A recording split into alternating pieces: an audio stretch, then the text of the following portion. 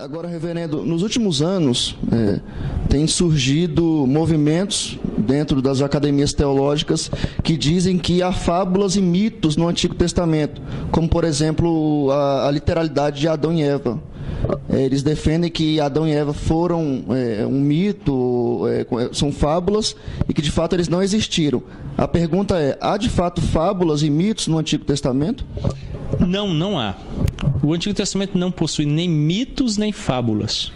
Fábulas são histórias para crianças. Mitos são histórias inventadas em conjecturas de sociedade e cultura. A Bíblia não possui isso. Eu estive certa vez numa igreja liberal e assistindo uma aula sobre o Antigo Testamento, um pseudo-doutor de teologia falou que o livro de Josué era um mito inventado pela religião de Israel para justificar essa religião. Então, aqueles que inventaram aquele mito o fizeram para justificar aquela religião, dizendo que o personagem Josué, Jericó, eram histórias inventadas para fortalecer a fé do povo. Eu então fiz uma pergunta a ele, ora, se são histórias inventadas, por que a igreja não atualiza essas histórias, utilizando personagens modernos, situações modernas para justificar ações morais ou religiosas? Para que estudar as Escrituras, então?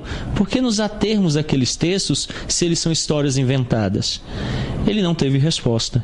O texto é verdadeiro e histórico e condiz com a realidade.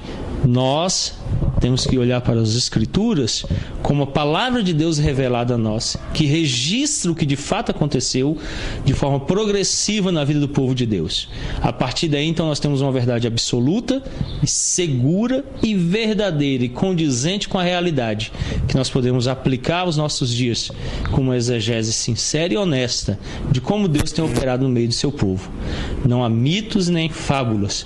O que a Bíblia fala é verdade e nós não podemos refutar isso com propostas e teorias humanas que tentam relegar o que Deus registrou como algo inventado pelo homem. Se o fizermos, nós estamos dando um tiro na própria igreja, destruindo as Escrituras e tudo aquilo que temos crido. Eu preciso olhar para a Bíblia como ela de fato é, a verdade revelada de Deus. Se há alguns textos que precisam de elucidação, que esses teólogos façam isso com honestidade, respondendo de forma honesta, usando aquele princípio da Reforma Protestante. A própria Escritura responde a ela mesma. Eu não preciso de teorias fora da Escritura que destroem a própria Escritura para responder a Escritura. E o que eles fazem é isso. Então, na Bíblia não há mitos nem há fábulas.